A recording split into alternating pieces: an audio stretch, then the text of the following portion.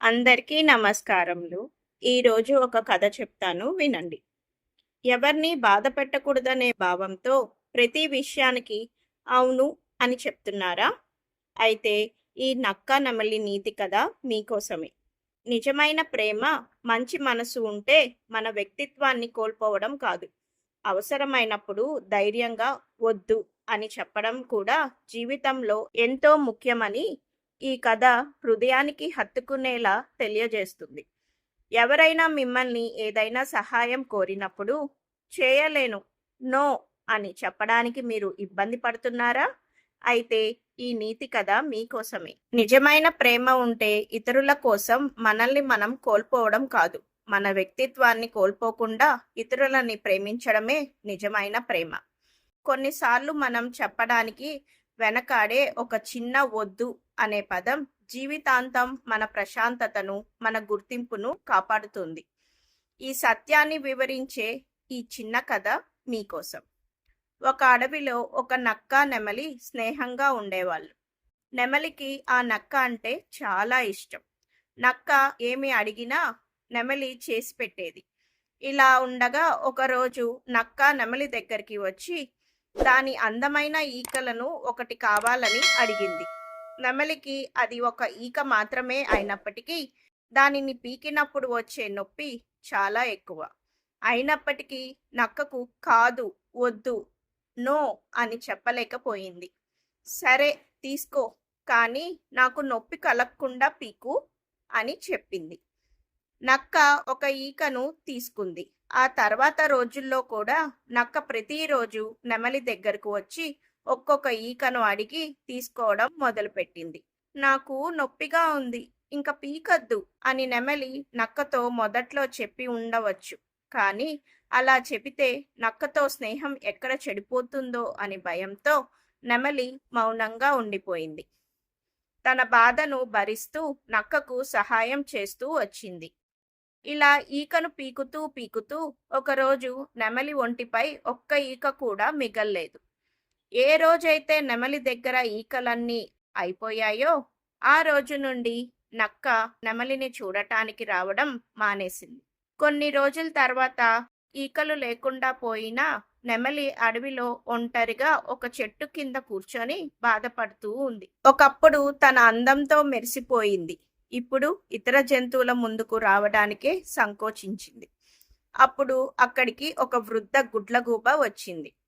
నెమలిని చూసి మెల్లగా అడిగింది, ఎందుకు ఇంత దిగులుగా ఉన్నావు నెమలి అని అడిగింది. నెమలి కన్నీళ్లు పెట్టుకుంటూ జరిగిన సంగతంతా చెప్పింది. అన్నీ విన్న గుడ్లగూబ చిరునవ్వుతో ఇలా అంది, నిజమైన స్నేహం ఎప్పుడూ ఒకరి బాధ మీద నిలబడదు. నిన్ను ప్రేమించేవారు నీకు నొప్పి కలిగించరు. మరీ ముఖ్యంగా వద్దు అని చెప్పడం స్వార్థం కాదు, అది ఆత్మగౌరవం. ఆ మాటలు నెమలి మనసులో బలంగా నింపాయి. రోజులు గడిచాయి. నెమలి మళ్ళీ తన జీవితం మీద దృష్టి పెట్టింది. ఆరోగ్యంగా తినడం మొదలుపెట్టింది. నెమ్మదిగా దాని శరీరంపై కొత్త ఈకలు మొలకెత్తాయి. అవి మునిపటి కంటే చాలా అందంగా మెరిసిపోయాయి. ఒకరోజు మళ్ళీ ఆ నక్క నెమలి దగ్గరకు వచ్చింది.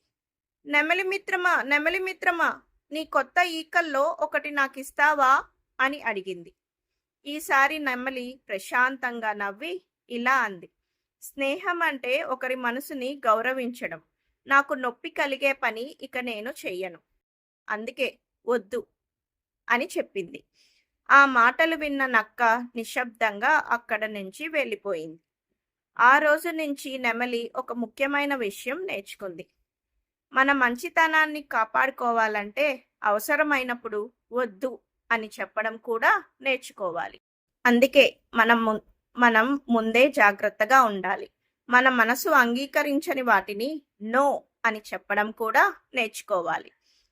అలా ఉండటం వల్ల ఆ తర్వాత వచ్చే బాధను తప్పించుకోవచ్చు. కనీసం మన ఆత్మగౌరవాన్ని కాపాడుకోవచ్చు.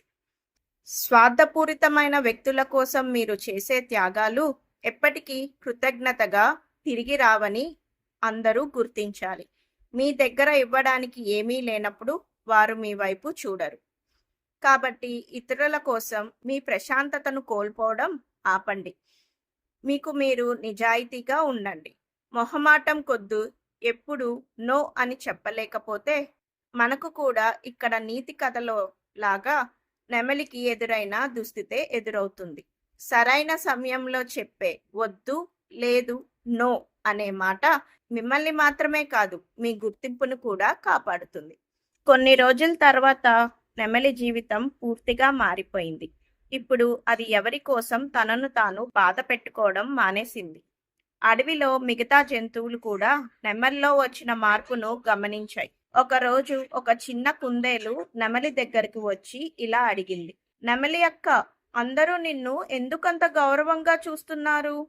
నెమలి చిరునవ్వుతో సమాధానం ఇచ్చింది. ఎందుకంటే ఇప్పుడు నేను ఇతరులని గౌరవించడం కాదు, నన్ను నేను కూడా గౌరవించడం నేర్చుకున్నాను.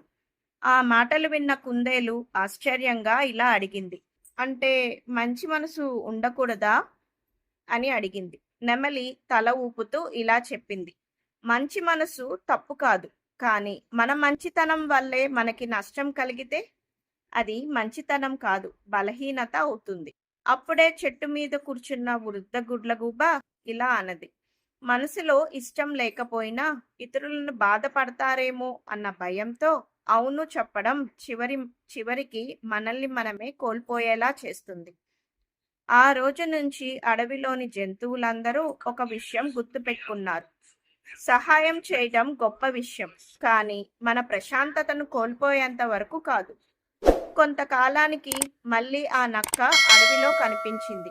ఈసారి అది చాలా ఒంటరిగా కనిపించింది. ఎందుకంటే అది అందరితో కూడా అవసరం ఉన్నప్పుడే స్నేహం చేసేది. ఎవరూ దాన్ని నిజంగా నమ్మలేదు.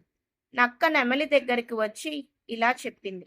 నిజమైన స్నేహాన్ని నేను ఆలస్యంగా అర్థం చేసుకున్నాను. నెమలి ప్రశాంతంగా సమాధానం ఇచ్చింది. ఇతరుల ప్రేమను పొందాలంటే ముందు వారి హద్దులను గౌరవించడం నేర్చుకోవాలి. ఆ మాటలు విన్న నక్క నిశ్శబ్దంగా తల ఉంచుకుంది. మీ బాధను పట్టించుకోని వారు మీ ప్రేమకు అర్హులు కారు. మీ హద్దులు గౌరవించేవారే నిజంగా మిమ్మల్ని ప్రేమించేవారు. ఈ కథ మీకు నచ్చినట్టయితే లైక్ చేయండి, మరొకరికి షేర్ చేయండి. ఇలాంటి మరెన్నో కథల కోసం మా ఛానల్ని సబ్స్క్రైబ్ చేసుకోండి. ధన్యవాదాలు.